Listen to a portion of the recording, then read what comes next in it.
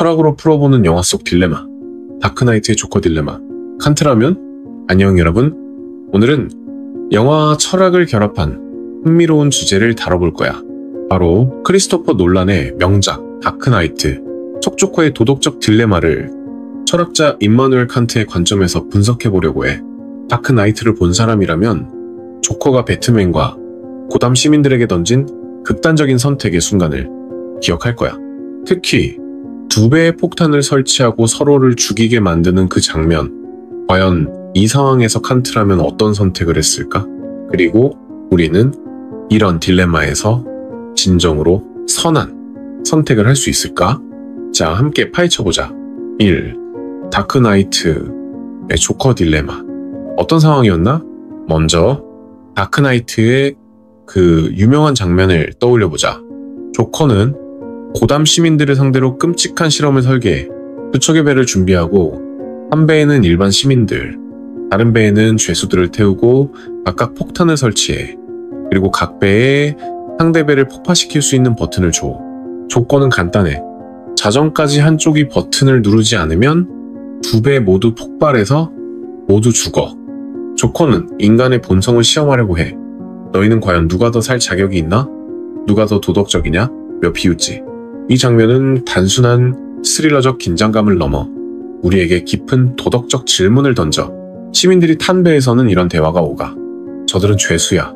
우리를 희생시키려 할 거야. 우리가 먼저 버튼을 눌러야 해. 반면 죄수들이 탄 배에서는 한 죄수가 버튼을 손에 쥐고 갈등하지만 결국 버튼을 던져버려. 결국 2배 모두 자정까지 버튼을 누르지 않아 살아남지만 이 과정에서 우리는 인간의 도덕적 본성과 선택의 무게를 느끼게 돼. 이 상황은 도덕적 딜레마의 전형적인 예야.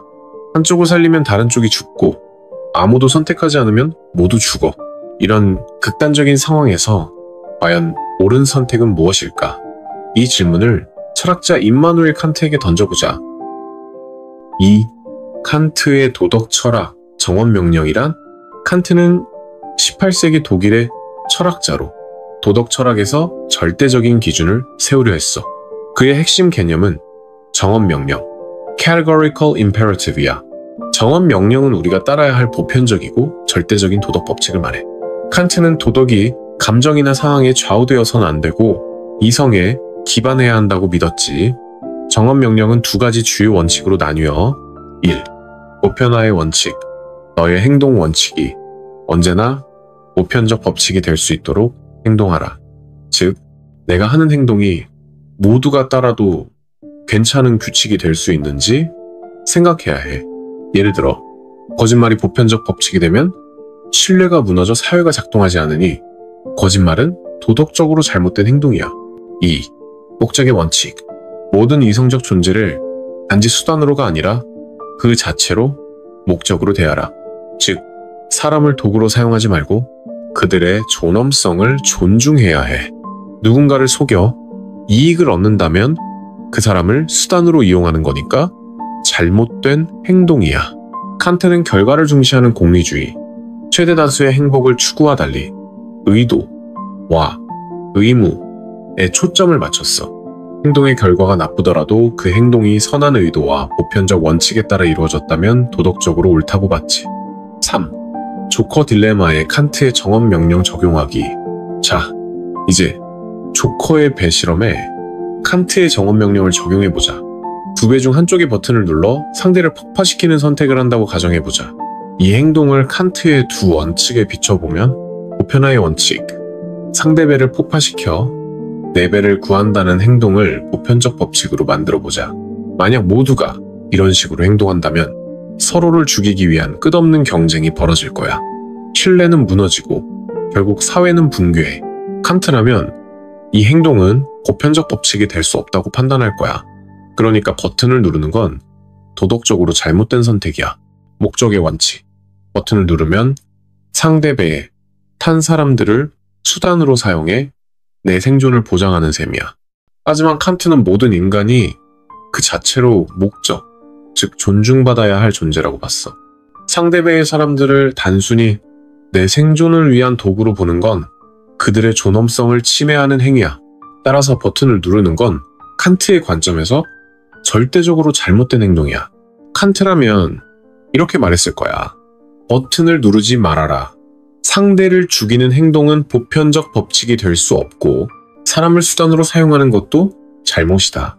결과적으로 두 배 모두 폭발할 수도 있지만 칸트는 결과보다는 올바른 의도와 원칙을 지키는 것이 더 중요하다고 보았어.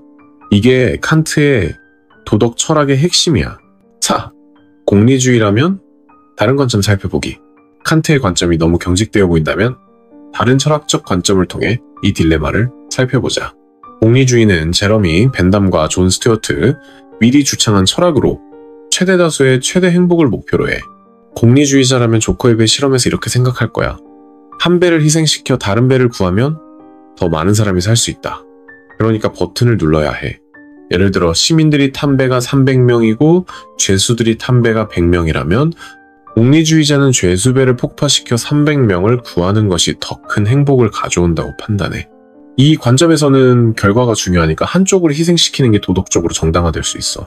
하지만 이 선택은 칸트가 경고한 사람을 수단으로 사용한다는 문제를 야기해 죄수들의 존엄성은 무시되니까. 5. 영화 속 선택과 현실의 교훈. 다시 영화로 돌아가 보자. 다크나이트에서 두 배 모두 버튼을 누르지 않아 결국 모두 살아남아. 하지만 이 과정에서 우리는 인간 본성에 대해 많은 생각을 하게 돼. 시민들은 죄수들을 덜 가치 있다고 판단하며 버튼을 누르려 했지만 결국 누르지 않았어. 반면 죄수 중 한 명은 버튼을 던져버리며 인간성을 보여줬지. 조커는 이 실험을 통해 인간은 이기적이다 라는 점을 증명하려 했지만 오히려 실패한 셈이야. 칸트라면 이 결말을 어떻게 봤을까? 칸트는 버튼을 누르지 않은 선택을 높이 평가했을 거야. 왜냐하면 이건 보편적 법칙 서로를 죽이지 않음과 인간의 존엄성을 존중하는 행동이니까. 하지만 현실적으로 이런 선택이 항상 가능할까? 만약 자정 직전에 한쪽 배가 버튼을 눌렀다면 과연 그 선택을 비난할 수 있을까? 6. 현대적 맥락. 우리는 이런 딜레마를 어디서 마주할까?